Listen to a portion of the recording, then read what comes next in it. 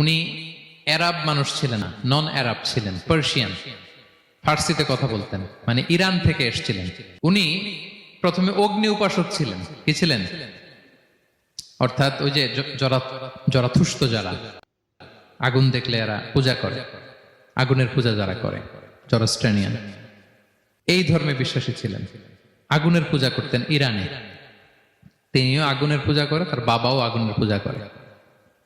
তো একদিন বাবা একটা কাজে পাঠিয়েছে, ওই কাজ করতে যেয়ে সে খ্রিস্টানদের গির্জা ক্রস করতেছিল।